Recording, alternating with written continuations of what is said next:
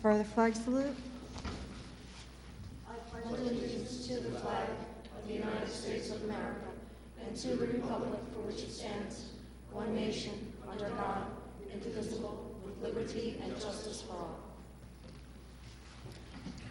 This meeting is convened in accordance with the provisions of the Open Public Meetings Act of New Jersey. Let the official minutes reflect that adequate notice of this meeting has been provided by publishing a notice in the Asbury Park Press on Wednesday, January 8th, 2020, the Press of Atlantic City and the Star Ledger, and also forwarded to the Toms River Times, Toms River Patch, and WOBM News on Monday, January 6th, 2020, and therefore posting same on the Town Hall Bulletin Board for such notices and filing same with the Township Clerk pursuant to a resolution adopted by the Township Council on Friday, January 3rd, 2020. The meeting dates have also been posted on the Township webpage. Roll call, please. Councilwoman Yurick. Here. Councilman Kopp. Here. Councilman Latano. Here. Councilman Roderick. Here. Councilman Turnbach. Here. Council Vice President Gagan.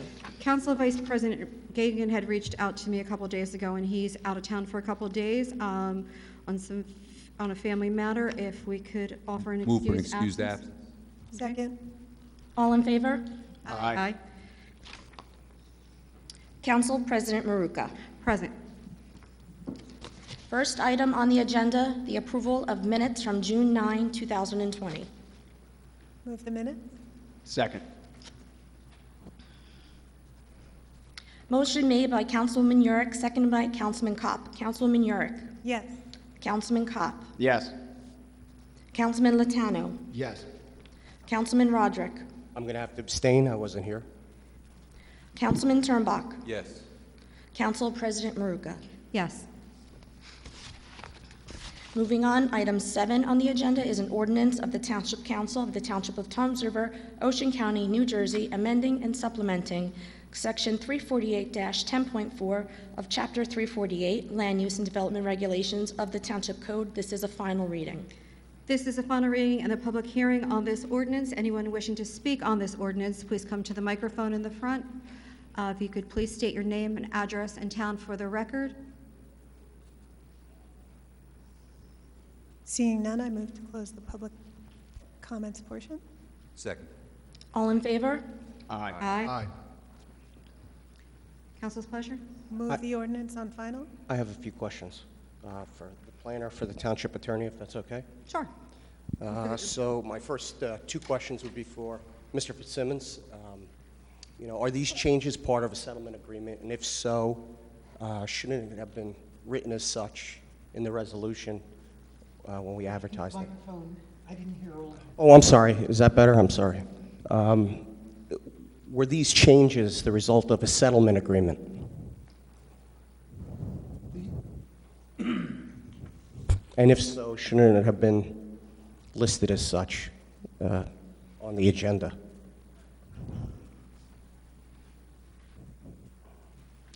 I'm not following the second part of your question. Okay. The ordinance Is this was- part of a settlement agreement, these changes?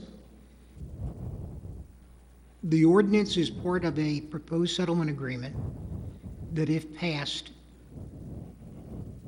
the pending lawsuit would be dismissed.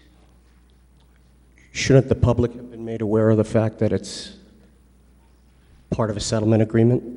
It just basically says that there are changes to the land use code. Ordinarily, when there's some sort of settlement, it says settlement across the agenda. So just Well, curious. the ordinance reflects the change. It's Inside. basically going to a 400 cluster. Okay. And my next question was, did Greg McGuckin at all work on these changes with you? Was he part of this settlement? No, in principle, the lawsuit has been handled by Assistant Township Attorney Anthony Merlino, who has kept me advised from time to time on it. Okay. And then I just had a couple of questions for Mr. Roberts, if that's okay, Council President. For Mr. Roberts? Yes. Mr. Roberts? How you doing, Mr. Roberts? My first question is, when we rezoned this back in 2017, Did you advise us that that change was consistent with the master plan at the time? Actually, the planning board made that determination, actually, it was 2018. What was it, 18? The planning board based it on the fact that the Conservation Natural Resources element of the master plan had recommended that areas along C1 streams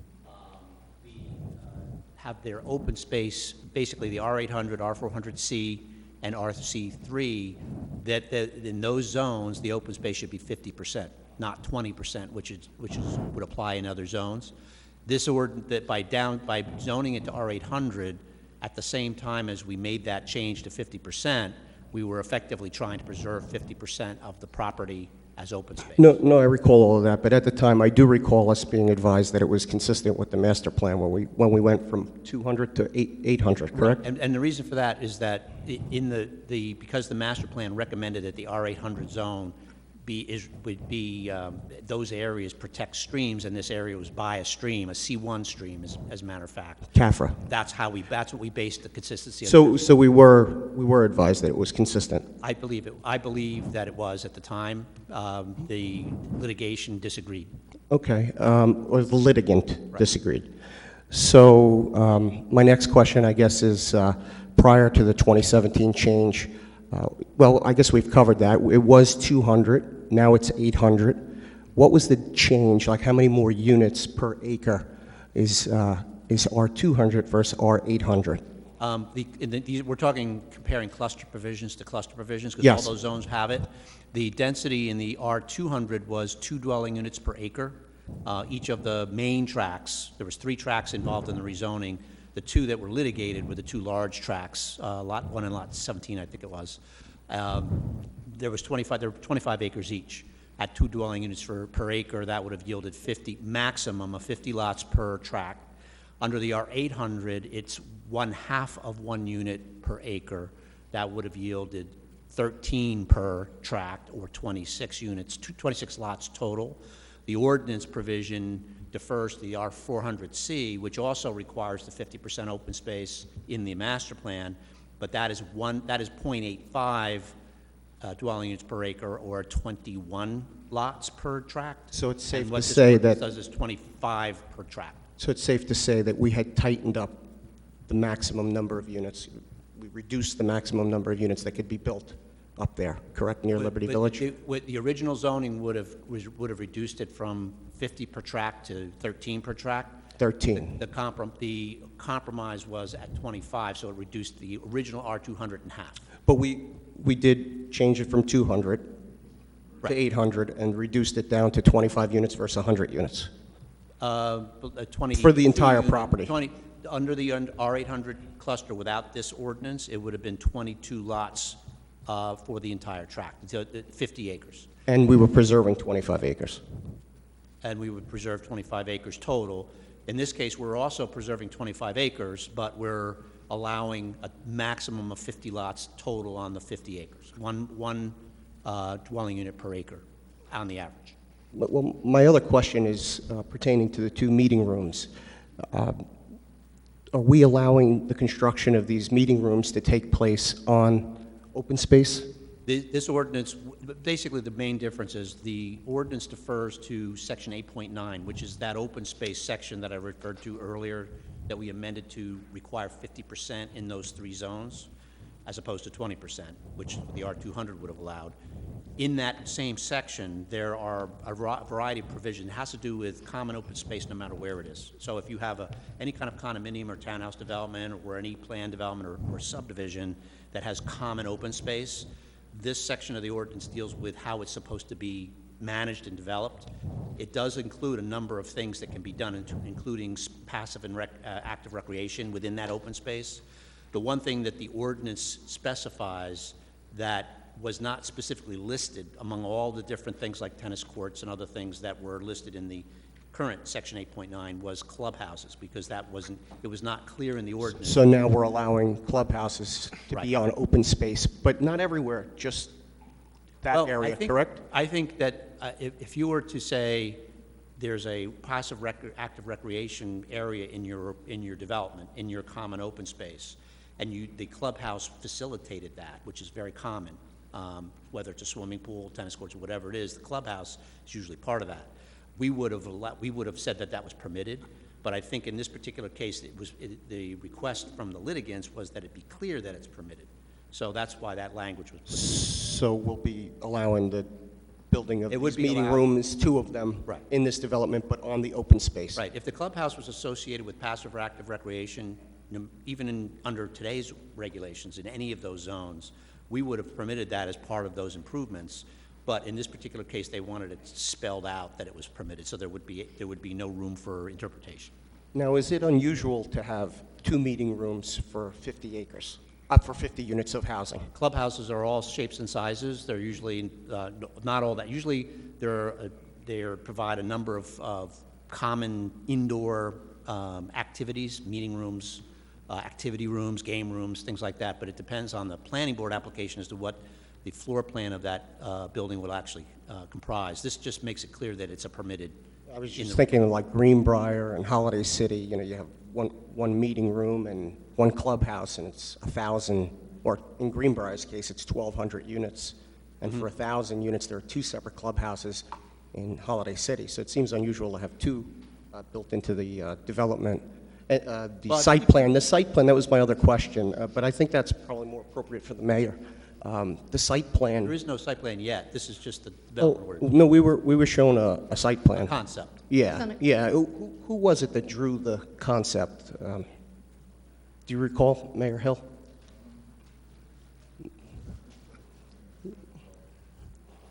Okay. Well, is it safe to say that? I believe that was part of the litigation, that it was. So you're saying there it's, was- There were proposals during the. So you're saying, Mr. From the Fitzsimmons, attorneys. would divulging who drew the site plan be considered a breach of, I don't know, executive session?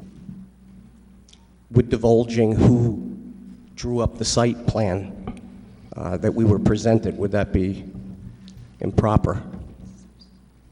I don't think that would, it's in itself be improper. Okay. I simply can't remember myself. I have a I question. do, I Dave- remember. Dave, there isn't a site plan yet for this. This hasn't come before the planning board, correct? No. That's where the site plan would be introduced, correct? That's right. So there really is no site plan. But it was a big drawing. It may be on, It was a There can't- concept, I think, that was Right. shown to the council. It was a concept sketch, and It was scaled, right? Like it was a concept scaled, and it was like not an official site plan, but somebody definitely paid to That- do a site plan. Councilman, that would be determined at the site plan before the planning board, not before the council. Well, I seem to recall being told that it was drawn up by Prima Developers. Would that be fair to say, or you're not sure anymore? I would ask, it was a concept, there was a concept drawing, eh? The individual that was working with the the litigant's attorney was a representative from, I believe it was Lee Webb from Flannery Webb Hanson. I have no idea. There wasn't any developer that was involved. It was a professional that drew up the concept plan, and that concept plan wouldn't be anywhere near engineered to the point where they could submit for site plan or subdivision at this point. It was just a sketch to show the lot layout.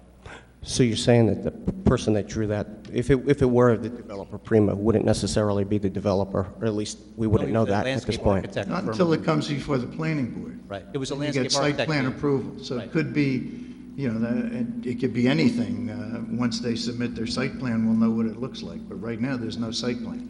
This is just a change to the ordinance to allow the concept of these 2 parcels to be essentially R400 with 50% open space in both parcels.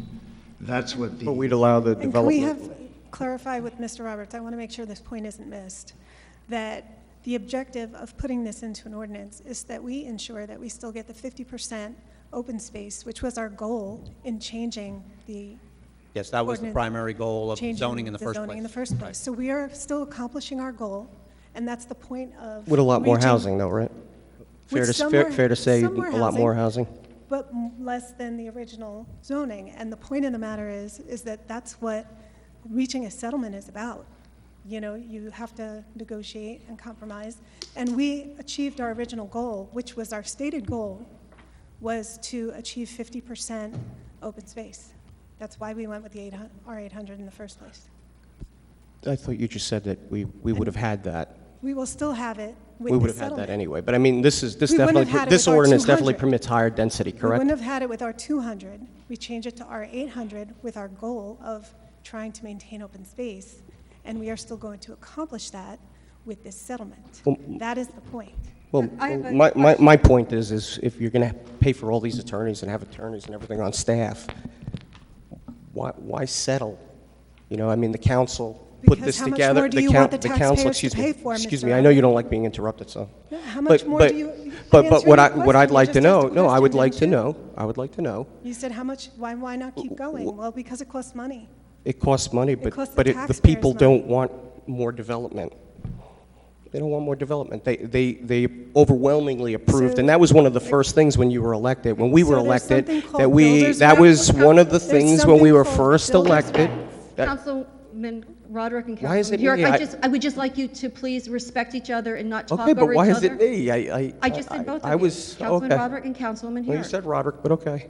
All right, maybe we should just move on to a vote. Well, no, I just have, I have a point to make also with this. Sure. Mr. Fitzsimmons, would it be fair to say if we do not put these in place and move towards a settlement agreement, that the court could demand that we build more than what is in these two parcels? Well, the essence of the complaint by the property owners is they want the zoning returned to the R200. If that were granted, yes, there would be roughly, Dave, you can correct me, but twice as much building as allowed by. Right, the R200 would have, if we had lost and they would have reverted, they would have effectively overturned our zoning, it would have gone back to R200. The R200 would have permitted a maximum of 100. Minus lots. CAFRA, minus the CAFRA And that would restrictions, apply correct? no matter what, but there would be 100 lots and 20% open space, so Okay. that was the risk. So what this is doing is giving us 50% open space and locking in a number that is nowhere near 100 units. It's exactly half. Thank you. But it is safe to say that CAFRA wouldn't have allowed that property to exceed somewhere around 70 Yeah, units? The So- open space, everything's always, this is just an ordinance with basic provisions. Every site has its own issues. The open space standard wants us to preserve sensitive property, steep slopes, wetlands, things like that. That's all counted in the 50%. That CAFRA review is where they determine what areas are appropriate to develop and what Right, and the they- stream cuts across the whole property, so, and you got to be 300 feet from it, so a good portion of this, it's not fair to say that it would have had, that we would have been able to put 100, or somebody would have been able to put 100. At maximum, somebody would have been able to do like 70. There's no way to So- know. so- The lots are small. There's no way. So we're settling for 50, and, you know, residents overwhelmingly approved what we had done. We heralded what we'd done as a great accomplishment, and here we are, without a fight, rolling over on that. And that's basically my point here tonight. Who said there was no For the- fight? So, The interest That's of what a settlement is the about. residents. It's a settlement agreement. Would you rather have 100 units there, mandated by the court? we just went over this. You can't have 100 units as We don't CAFRA. know- we There's a don't- stream. No, we absolutely know. There's a stream that cuts across there. There is a Mr. stream that- Latano knows. but- We've spoken about this in Excuse me, Mr. Rogers, you said, but great then we could detail. do 70 units. So you think 70 units is No, I better don't than think 50? 70 units, but I say we fight it. Why do you automatically settle? We didn't Why do we automatically settle? We settle all the time. We I mean, did we have not all of these automatically lawyers, and we settle. settle. Council President, I just asked Mr. Roberts, could you cluster in an R200 so you could conceivably get 100 units even though you'd have to set aside other land, right? Right. The CAFRA regs would apply no matter what zone you're in, but the R200 allows, as I mentioned before, cluster development at 2 dwelling units per acre at 20% set aside for open space. Usually you would put your environmentally sensitive areas in your open space, so we don't know how many lots there could actually be there unless it was laid out, just like any other site, but that was the maximum, and I try to compare the maximums in every zone, R200, R400, R800, and that's But they basic. could cluster in the R200 to increase the number of dwellings they build, right? You could cluster on a portion of the site and preserve a portion of the site, yes, in the All right. R200. So it would be more intense development then? Okay, thank you. Okay. Any more I have questions nothing from further, the thank you. Council? Okay. Council's pleasure on final. Move the ordinance on final. Second. Motion was made by Councilwoman Yurick, seconded by Councilman Turnbuck. Councilwoman Yurick. Yes. Councilman Turnbuck. Yes, I just want to indicate that I've been on this council for 2.5 years. And a lot of us haven't agreed on things. And there are issues. We prepare for these meetings well in advance of coming here tonight. If I've ever had an issue with any ordinance, I've always brought it to the attention of the council well in advance, because it was about substantive change, not about a show. And I have to say, every question you asked tonight is fair, Councilman Roderick. But I just wish in advance you would bring these questions forward. Are you saying that I did not bring these up when we had our discussion? Is that what you're saying? Because that would be completely false, correct? So who's really engaging in show tactics right now, sir? I mean, I raise these issues. My turn, Councilman Roderick. Right, well, you engaged me in a conversation here, right? I mean, I'm not engaging you at all. I'm making a comment. you did. You made a false claim.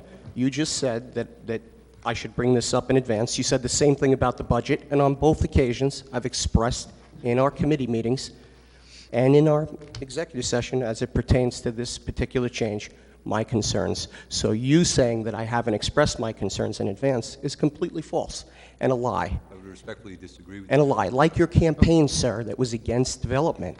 You voted for every Gentlemen, single... let's stay on You topic. voted for every single This is development since Councilman you've gotten on Turnbull, council. Councilman Roderick, Councilman Turnbuck is speaking. He made a motion.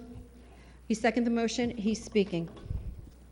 Councilman Roderick, I will always encourage communication and bringing issues that you're concerned about to the council forward. I've been very consistent in encouraging you to do that, to work with the council. We're not always going to agree, but the point of coming up here and asking questions that you know the answer to seems to me that it's more about the show than the substance. And I'm not asking you anything. You can address me when it's your turn. I'm going to vote yes. Thank you. Councilman Kopp. Yes. Councilman Lotano. I just want to add one thing. After speaking with the township attorneys and the township planner, the downside drastically outweighs the upside.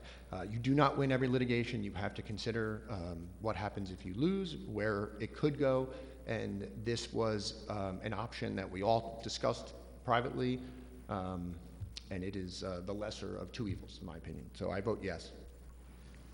Councilman Roderick. I think you all know where I stand on this. I let it be known in advance. And frankly, I think bringing these matters to the attention of the public is our responsibility. I know you may not think so, Mr. Turnbuck, and you would rather not air our dirty laundry, so to speak, in front of the public, but I believe it's the public's right to know what's going on and to have questions answered that they otherwise would not know to ask. So, frankly, I feel like it's my responsibility, and if you're bothered by that, I don't know what to tell you other than it's the way it is, sir. And as I've said before, we've had these discussions in the back, and I've always raised my concerns there, so it's not just in the public. But yes, I do want the public to be aware of these things. But obviously, based on the way this was listed on the agenda tonight, the council does not want the public to be aware of what's going on. So I vote respectfully no. Council President Maruka. This is an amendment to our zoning, and this was something that I don't think anyone on this council took lightly. This is something that has been bantered by the prior council and also with our new council members. And when our new council members came on board, the first thing I said was sit down with our attorney, come up to speed on our land use issues, our fiscal issues, and things of that nature.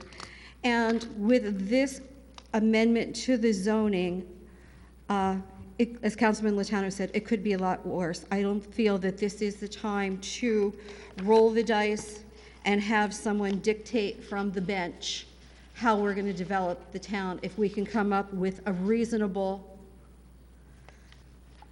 solution. So I vote yes.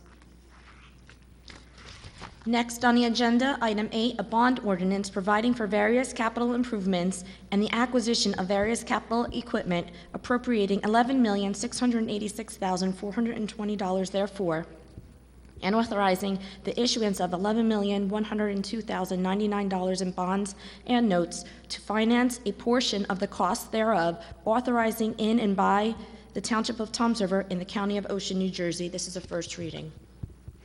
This is a first read. Council's pleasure. Move the ordinance on first. Second. Motion was made by Councilwoman Yurick, seconded by Councilman Kopp. Councilwoman Yurick. Yes. Councilman Kopp. Yes. Councilman Latano. Yes. Councilman Roderick. No. Councilman Turnbach. Yes. Council President Maruka. This bond ordinance here encompasses things that we usually do every year to keep our township moving. They have road paving projects, drainage projects, some equipment purchases, so I will vote yes. Next on the agenda, item 9, is a resolution of the Township Council of the Township of Toms River, Ocean County, New Jersey, urging Governor Murphy to reinstate the Homestead Benefits Program. Move the resolution. Second. Motion made by Councilwoman Yurick, seconded by Councilman Turnbach. Councilwoman Yurick. Yes. Councilman Turnbach. Yes. Councilman Kopp. Yes. Councilman Latano. Yes. Councilman Roderick. Yes. Council President Maruka. Yes. Item 10, a resolution of the Township Council of the Township of Toms River, Ocean County, New Jersey, urging the governor to fully fund the Senior Tax Freeze Program. Move the resolution. Second. Motion made by Councilwoman Yurick, seconded by Councilman Latano. Councilwoman Yurick. Yes. Councilman Latano. Yes. Councilman Kopp. Yes. Councilman Roderick. Councilman Turnbach. Yes. Council President Maruka. Yes. Okay, next is our consent agenda. All matters listed under item consent agenda will be enacted by one motion in the form listed below. There will be no separate discussions on any of these items. If discussion is desired on any item, the item will be considered separately. Does anyone on the council have an item for discussion? Anyone from the public? Which item, sir? B? Okay. A motion to move the rest of the... Move the consent agenda other than item B. Second. Motion to move the consent agenda in totality with the exception of item B made by Councilwoman Yurick, seconded by Councilman Kopp. Councilwoman Yurick. Yes. Councilman Kopp. Yes. Councilman Latano. Yes. Councilman Roderick. Yes. Councilman Turnbach. Yes. Council President Maruka. Yes. Item B. Okay, sir, item B, if you could please come up to the microphone, state your name and address in your town for the record. Yeah, my name is Art Anderson. I live at 12 Park Street, Toms River, New Jersey. I just have a question on B. Usually, when we talk about this one, we have an address or a block and lot number. Is this a general for the year? This is there two of them in here, Allison? Yes, there are. Okay. It's just not showing the addresses. She can get you the lot and block. Yes. It gives block 507.46, lot 5, and block 297.13, lot 4. I'm sorry, the first one, the block? I know it's lot 5. 507.46, lot 5. Okay, that's it, thank you. You're welcome. Okay. Anyone on item B? Seeing none, I move to close the public comments. We just need to move it. Oh, move item B. Second. Motion made by Councilwoman Yurick, second by Councilman Turnbach. Councilwoman Yurick. Yes. Councilman Turnbach. Yes. Councilman Kopp. Yes. Councilman Latano. Yes. Councilman Roderick. Yes. Council President Maruka. Yes. Before we move on to our bill list, we have our deputy chief here, Deputy Chief Belcher, and one of the things we just approved was for a fireworks display by one of our local businessmen in town for a 4th of July. Chief, Deputy Chief, we just gave you a promotion there. Would you just like to go over a little bit about the area down at Shelter Cove and if there's a traffic safety plan for that area? Sure. And bring us up to speed on that? Anybody here don't care? Should I approach the mic? The mic would be the best, so we can get you on the record. How's that, better? Great. Okay, so the traffic safety plan for Shelter Cove is essentially to alleviate stress points going in and coming out, both before and after, for arrival and departure. We'll have officers manning various intersections, especially from Fisher Boulevard moving east into the Shelter Cove area. But to alleviate any backup, we will have officers available to assist with Windsor Ave on the southern part of Fisher Boulevard, Dunedin and/or Vaughan as needed, going west, and going north, the first intersection being at the ShopRite, or more likely, a problem occurring further down by the Wawa at Wake Forest. So the traffic plan will essentially have officers available to operate the traffic lights as need be to alleviate traffic egress or ingress, and that's essentially it. We'll obviously pay special attention to pedestrian traffic crossing to get into the park and things of that nature. Okay. And then also, as of right now, I believe the governor's executive order is 250 people for the area. Yes, that is actually going to go up, I believe. Will that go up to 500 for the It's time of supposed the... to go up to 500. Okay. There was indicators that he was going to leave it at 250, but the sit rep that came out of state police today was for 500, so we discussed that earlier, and it has reverted back to the 500. It will be problematic and very difficult. Once a population decides that they want to move somewhere, as we've seen with mass gatherings, you don't have much to say about that. So we will try and engage in an education campaign for persons who wish to attend at Shelter Cove Park, because it's going to fill up very fast, and there's nowhere to go on the eastern end of town there. So the idea will be to let people understand that it's best to find an alternative location at a friend's house to observe the fireworks, or on the beach if they can, and that we will attempt to resolve any conflicts with egress and ingress of traffic as best we can, but it's going to be a very, very crowded area. COVID-19 has not disappeared, so you have concerns about social distancing, masks or not, and with having so many people in one specific area. These are things that we cannot actively enforce as a legal measure. They are recommendations from the health department. So we cannot get out a yardstick and say you're not 6 foot away or you're not wearing a mask. These are recommendations for people's health, so we'll be advocating for that as well. But we are hopeful that people will recognize these issues and act accordingly. Okay. And I'm sure there'll be a lot of people that'll be on it by boats viewing, and also I'm sure there'll be other vantage points throughout, either both sides of the Barnegat Bay, be it on the island or on the mainland area. Yes. As vantage points, and we would encourage everyone to use those vantage points and not try everybody to funnel into Shelter Cove Park, because it's only going to be able to hold so many people. Correct. Okay. So I think we just need to get on a little information and campaign so everybody can be safe, everybody can enjoy the show on the 4th of July. Doesn't get any more American than fireworks on the 4th of July. So we hope everybody will have a very good time that evening and have a safe time. Thank you, Deputy Chief. No problem. Thank you.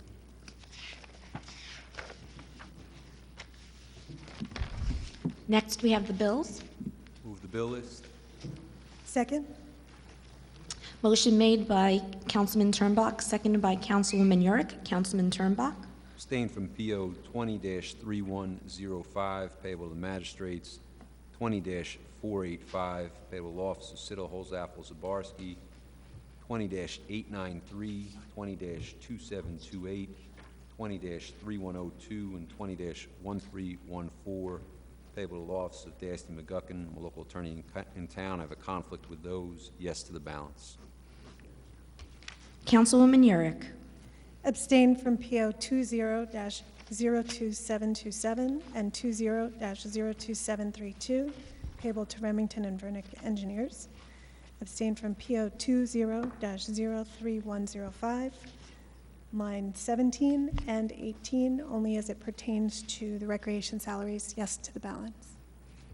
Councilman Kopp. Abstain from the following: 20-01384, payable to the Board of Fire Commissioners, District 2, 20-01891 payable to Good Friend Electric, and PO 20-00410, 20-02729, 20-02999, 20-03000, and 20-03001, all payable to Owen and Little. Yes to the balance. Councilman Latano. I have no conflicts. I vote yes. Councilman Roderick.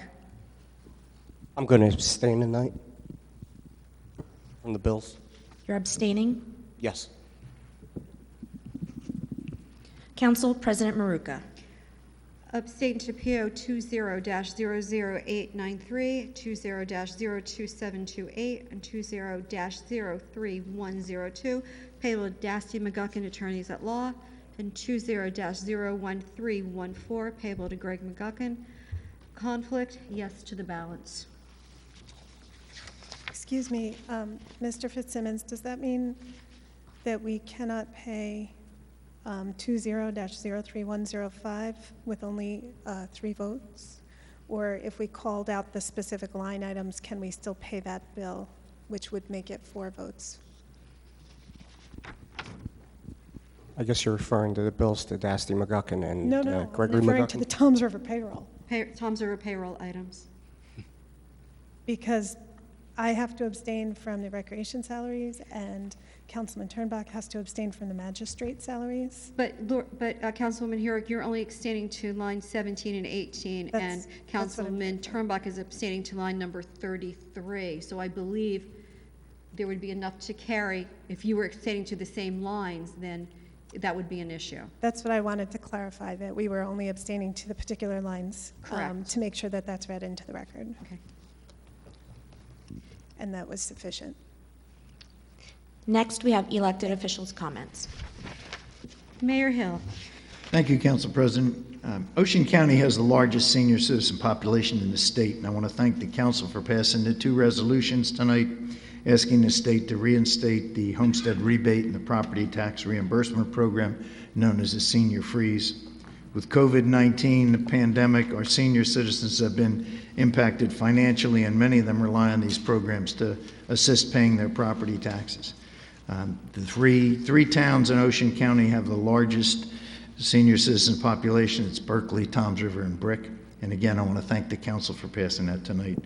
I would also like the council to consider a resolution requesting the NJDOT reconsider their refusal to address the widening of Route 9 between Lakewood and Toms River.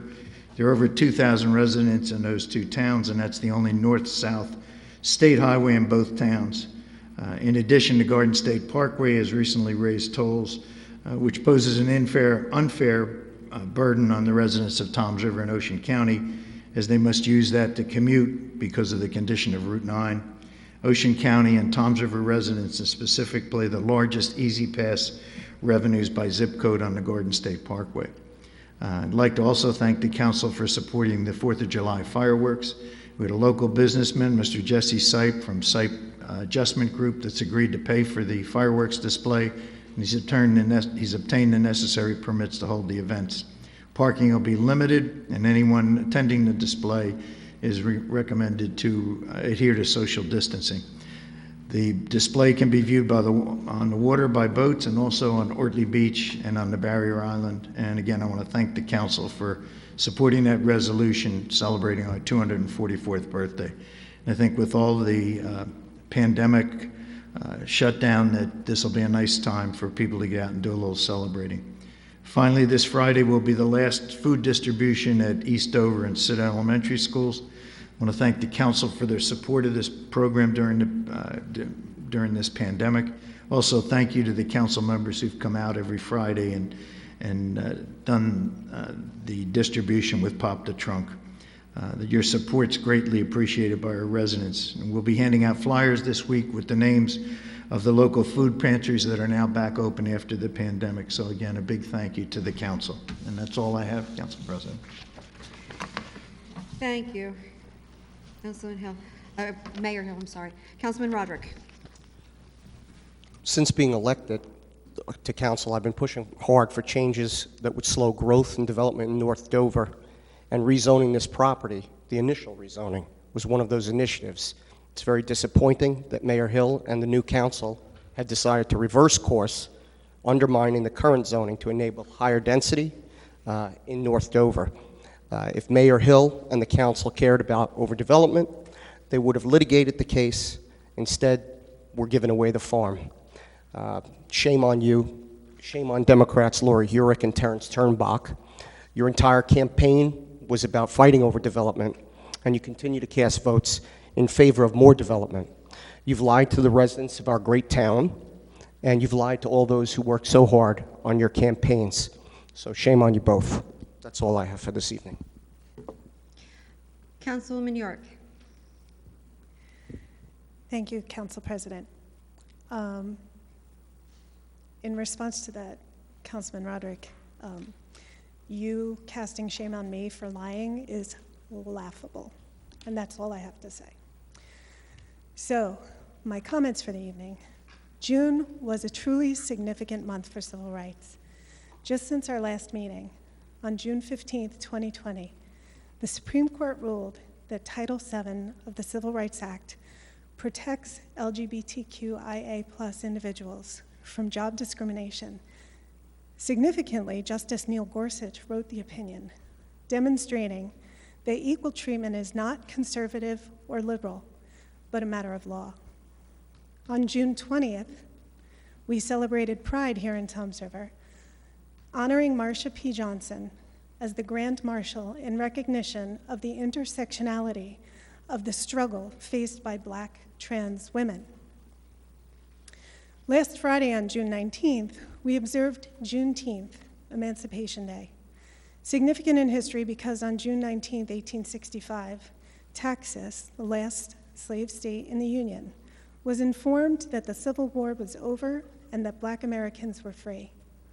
But that wasn't the end of racism, and that certainly wasn't the beginning of equal treatment under the law.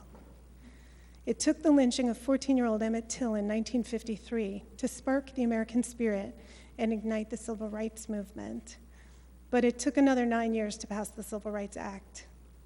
In 2020, it took the death of George Floyd to once again awaken the American spirit for those of us who had the privilege to become complacent. Let it not take another 9 years for action this time. Now, a word on our police department. We have highly educated, highly trained, well-respected officers who marched with the protesters on June 2nd. Our chief is tireless in his efforts to decrease violence and increase unity in Toms River. Our department has a quality of life task force established to work in concert with other township agencies to ensure safety and quality of life for all Toms River residents and visitors. Under Chief Little's watch, we have developed community outreach programs to connect with and support the youth in our community, such as Bigs in Blue, which goes way above and beyond the call. The chief also started TR United with the sole purpose of bringing diverse members of the community together in harmony, setting a shining example for the rest of the state. And he is always willing to hold up a mirror to himself and to our department. I am proud of our department and its leadership. With all that being said, the truth of the matter is that according to census.gov, Toms River is 82% white non-Hispanic and 3% Black, as compared to the United States on the whole is 60% white non-Hispanic and 13% Black. And New Jersey is 55% white non-Hispanic and 15% Black. We need to take a look at ourselves to examine what we can do as a community to make Toms River more inviting to a greater diversity of individuals, to better reflect the population of our state and that of the United States. That's all I have to say tonight. Thank you, Councilman York. Councilman Turnbuck.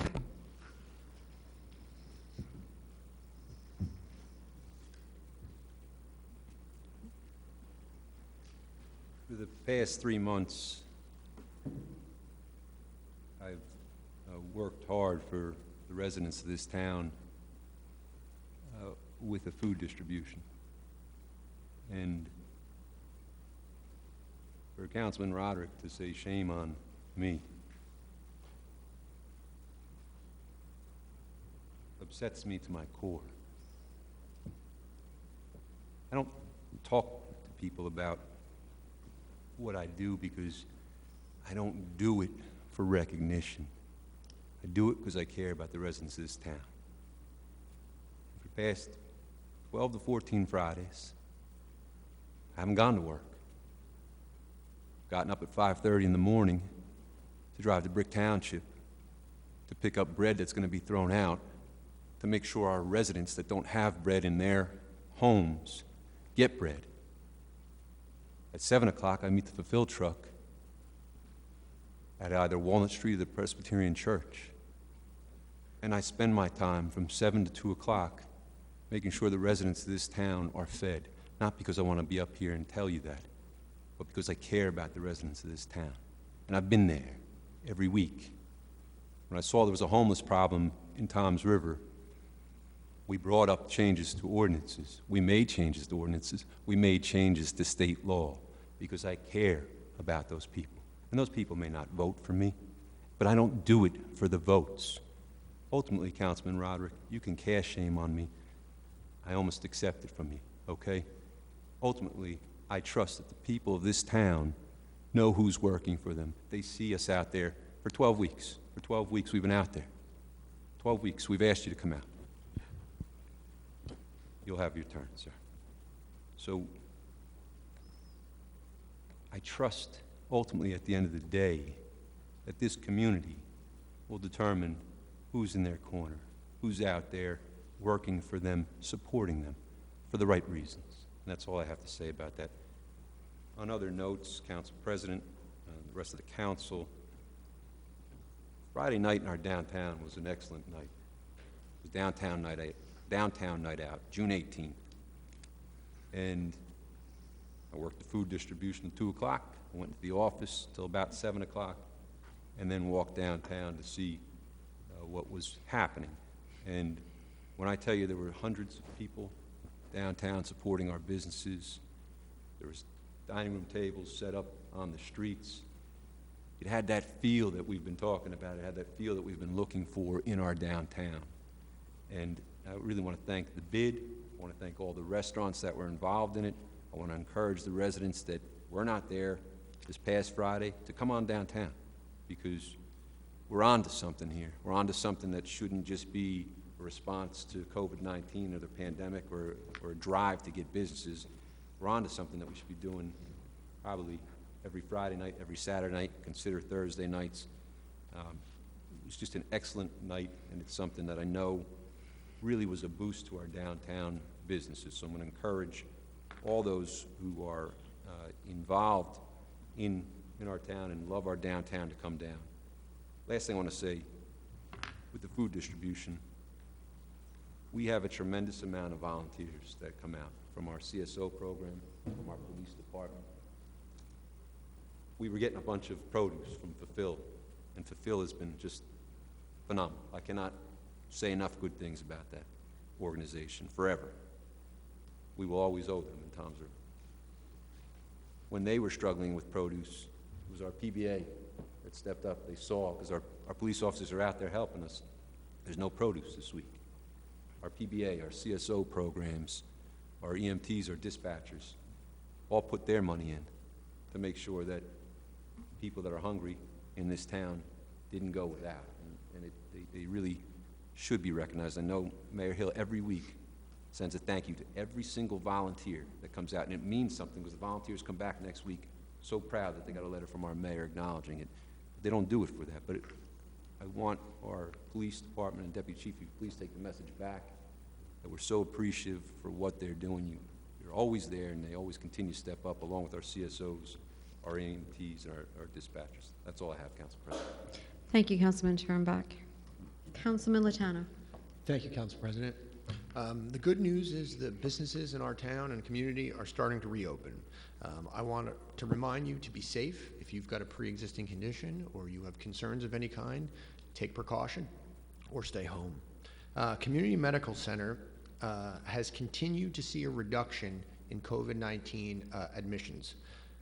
They're starting to see an increase in non-COVID related procedures and whatnot. People have been putting off necessary medical treatments and things like that. So they're starting to see more non-COVID related people coming in. And they are taking safety precautions to handle that. So the citizens of Toms River should know that the hospital is taking it very seriously. They take temperatures of everyone that enters the building. They have increased cleaning schedules, limited occupancy in waiting rooms, socially distanced lines, and longer appointment times to minimize the amount of people that are in the hospital at the time. The other thing I want to touch upon is the schools are now officially out, and I want to thank our teachers, students, parents, and administration for making the best out of a nearly impossible task. As a parent of students in Toms River schools, it's a growing concern that they might not be open until January. I do not see how the COVID numbers support this decision. The education for the last 3 months of school was not up to typical Toms River standards. Another 4 months of that could leave our kids at a disadvantage moving forward. Parents need to work. So how can parents return to the workforce if they need to stay home to educate our kids? I hope when it comes to making this difficult decision, our schools look at the numbers. They prioritize the education of our children, and they analyze the impact on our families this will have. There is no way this can be a statewide decision and should not be left up to the governor. What is good for Bergen County might not be good for Ocean County. Leave this decision up to the school board and administration. When it comes to opening businesses or schools, I constantly am asking people, if next year this were to happen again, and you know then what you know now, would you shut everything down again? That's all I have. Thank you very much. Thank you, Councilman Lotano. Councilman Cobb. Thank you, Council President. So last weekend, Toms River held Downtown Night Out.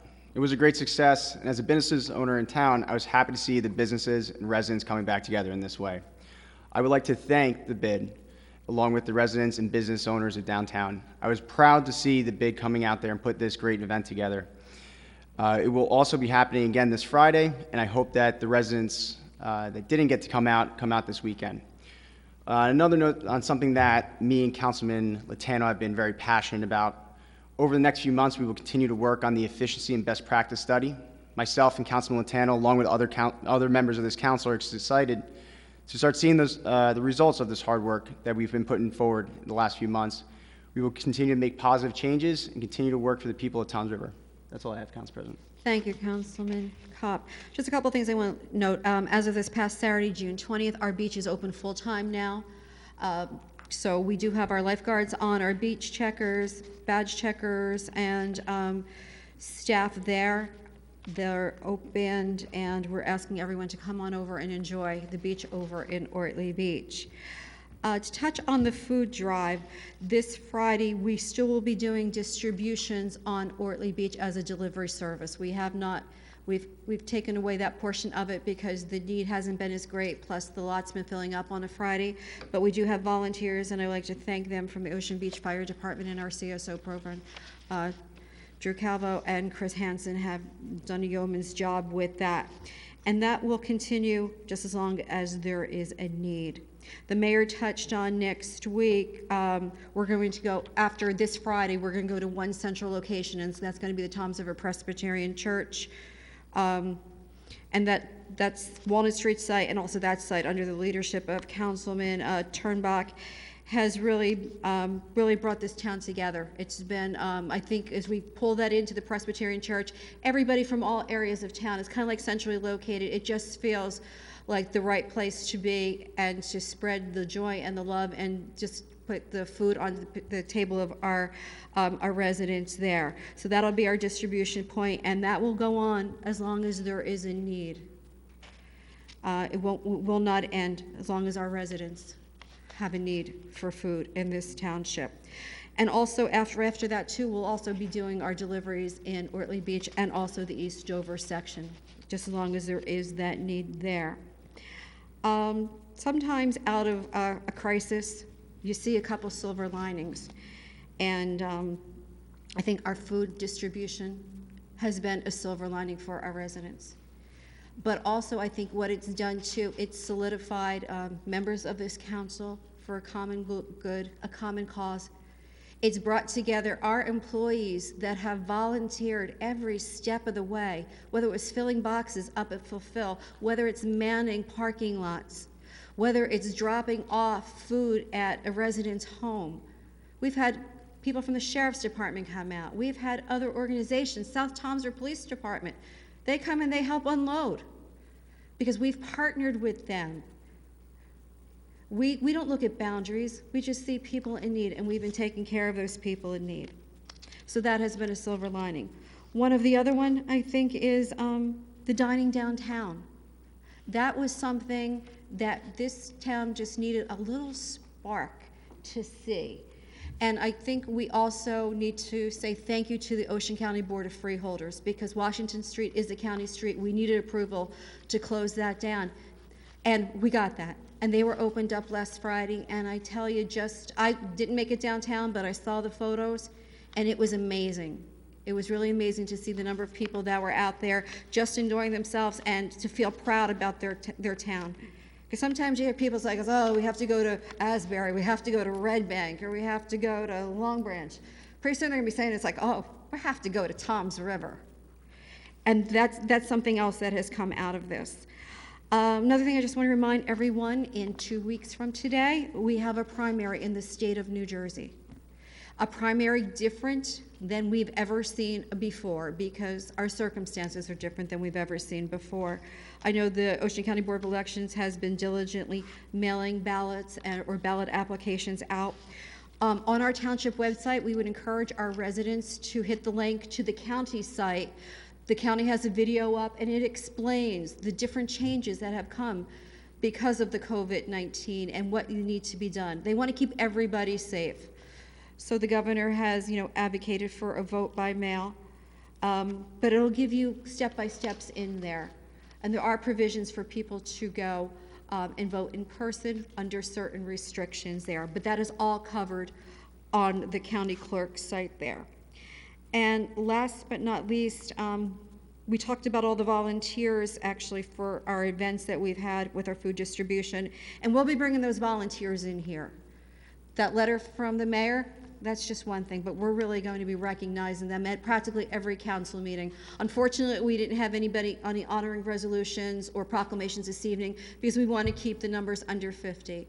And I know the nights that we have that, this room is going to be standing room only. So we'll move that on for a later date. And the last thing I would like to say, I'd like to wish everybody a happy, healthy, and safe 4th of July, and God bless America. And on that note, I will open it up for public comment. Anyone from the public that wishes to speak, please come to the microphone. Once called upon, state your name, address for the record. Ms. Council President, are we going to be taking emails and phone calls like we did when we were streaming? No, we are not. We are just doing this for now because people can come into the things. Well, given that our numbers are restricted, going forward, I know we're not doing it this evening, but Well, hopefully, I would like the council to consider that for the next meeting, because that was nice. Folks were able to email questions, and perhaps you can't get in there, you can't get here on time, but you could get to a computer in time or a phone. I think it was nice for the public, so we can take that under consideration, but we also want them to come and participate in a meeting as well. And we'll see what the numbers look like. What Maybe if you were handicapped and you couldn't get here? It was a nice thing that we were doing, and I thought maybe extending it was something that the council could consider. We could consider that. Okay. But hopefully by then the governor will have raised the numbers, and I'm sure we've had lots of wheelchairs and walkers in here prior to, so we can see. Anyone from the public? Seeing none, I move to close the public comments portion of the meeting. Second. All in favor? Aye. Aye. Move to executive session. Second? Second? All in favor? Aye. Aye.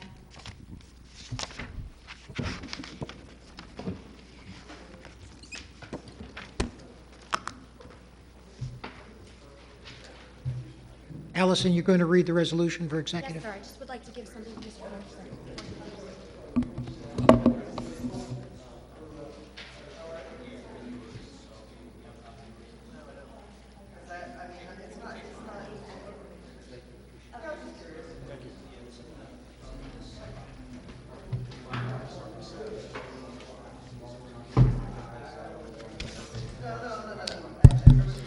whereas Section 8 of the Open Public Meetings Act, Chapter 231, Public Law 1975, permits the exclusion of the public from a meeting in certain circumstances to discuss matters requiring confidentiality and/or of a privileged nature.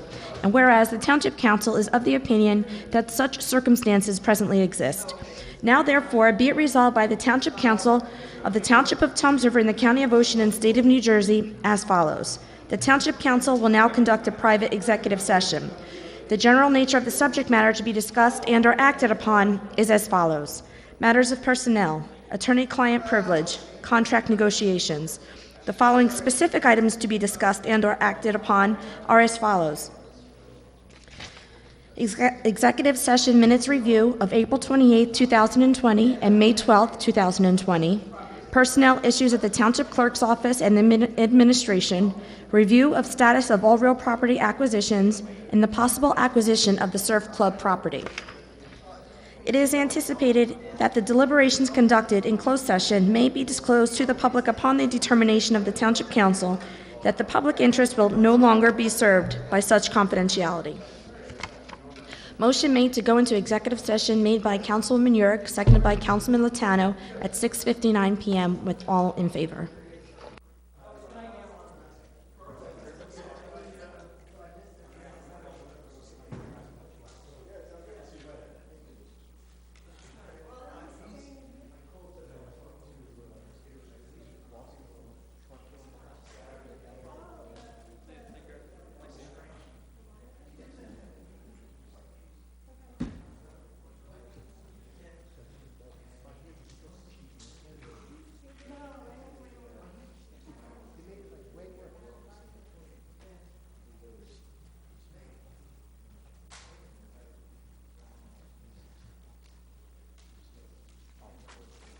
Good job, look.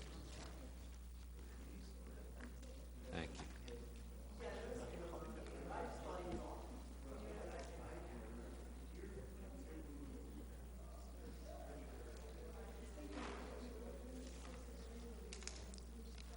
Get it. I agree. I agree. Yeah, that would be awesome. Yeah, get back on track. I know. I know, and it was, it's been busy too. Work is picking up. I'm sure your work has remained constant.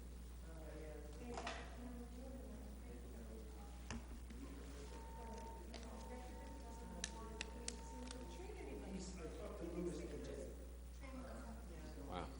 Wow.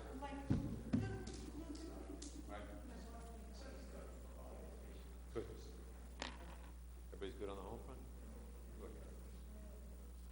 Yeah, it was a while. I mean, my grandfather, within about 6 months of voting.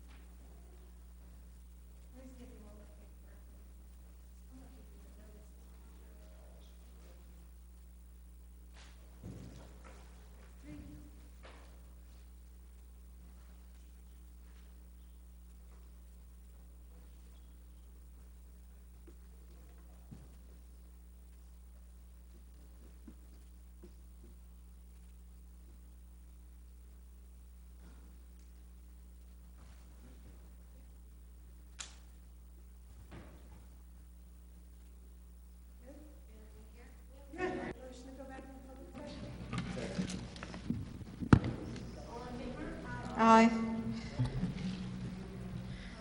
Do I have a motion to adopt the executive session minutes of April 28th, 2020? Second. All in favor? Aye. And do I have a motion to adopt the executive session minutes of May 12th, 2020? Or March 12th, sorry. Wasn't it March 10th? 12th, I'm going to abstain as I May 12th. may not have been present for one of those meetings. Hold on one second. I just want to make sure the date is correct. Be safe, I'll abstain. And then you have on top who was there, Allison, March correct? 10th. March 10th. Were we all present? Everyone was present for both meetings. And the March 10th, yes, right? Okay, who is the motion for March 10th? Me. Lori Yurick, and second? Second. All in favor? Aye. Do we have a motion to adjourn? All in favor? Aye. Thank you, everyone. 7:30 on the dot. Thank you. Thank you.